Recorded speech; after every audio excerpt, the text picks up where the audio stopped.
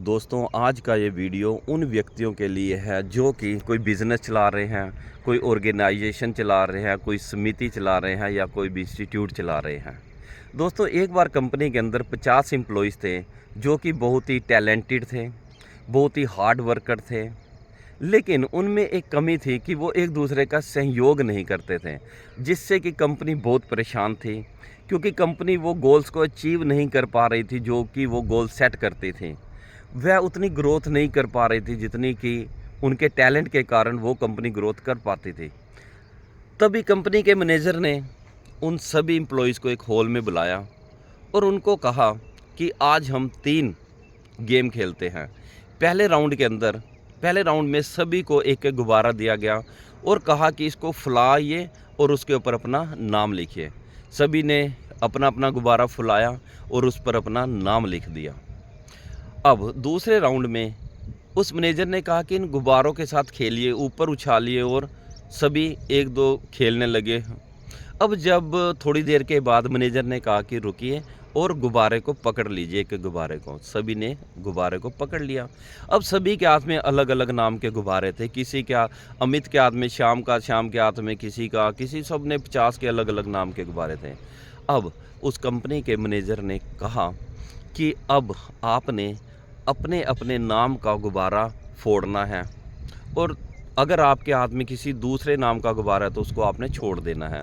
तो सभी के हाथ में क्योंकि अलग-अलग नाम के गुब्बारे थे, तो सभी अपने गुब्बारे की तलाश करने लगे।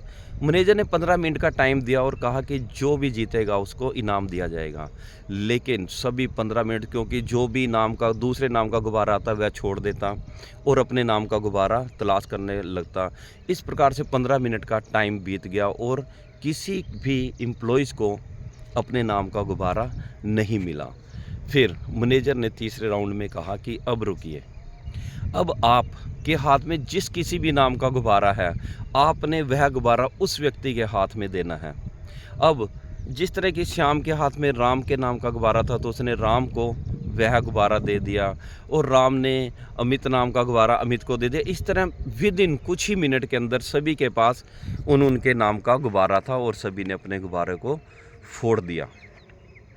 दोस्तों, तब उस मैनेजर ने कहा कि यह होता है सहयोग की पावर।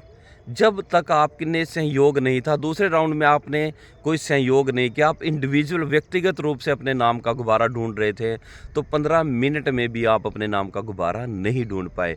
लेकिन वहीं पर जब हमने एक दूसरे को सहयोग किया, जब दूसरे कर्मचारी ने सहयोग किया, तो विद इन 2 मिनट में सभी के नाम के पास सभी का गुब्बारा आ गया था। सो दोस्तों, अगर हम कोई भी बिज़नेस ऑर्गेनाइजेशन, इंस्टीट्यूट या समिति चला रहे हैं, तो सहयोग होना बहुत ही ज़रूरी है। आप कितने टैलेंट हो, आपकी संस्था में कितने टैलेंटेड लोग काम कर रहे हैं, यह मैटर नहीं करता। मैटर ये करता है कि वह कितना एक दूसरे के साथ सहयोग से काम करते हैं। दोस्तों, किसी भी बिज़नेस को चलाने के लिए सहयोग बहुत ज़्यादा ज़रूरी है। अगर आप देखिए, अगर आपके बिज़नेस में आपके एम्प्लॉइज़ सहयोग नहीं कर रहे हैं, तो आप पाओगे कि आपकी संस्था उतनी ज़्यादा तरक्की नहीं कर पा रही। लेकिन यदि सभी कर्मचारी सहयोग दें, एक दूसरे की प्रॉब्लम को समझें और उसका सल्यूशन बताएं, तो बहुत ही जल्दी हमारी कंपनी, हमारी संस्था बहुत ही ज़्यादा उन्नति भी कर सकती हैं। तो इसलिए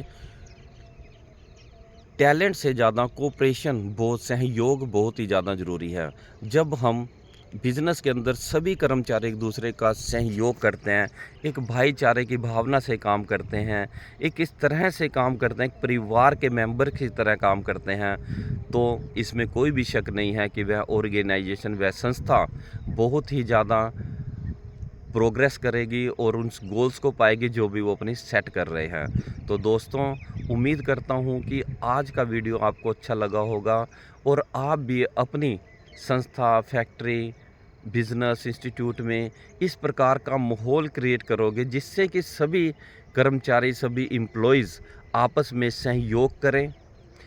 व्यक्तिगत रूप से अगर वो व्यक्तिगत रूप से काम करते हैं, अपने व्यक्तिगत बेनिफिट के लिए काम करते हैं, तो इससे ना तो कंपनी का भला होगा, ना ही उस व्यक्तिगत कर्मचारी का भला होगा।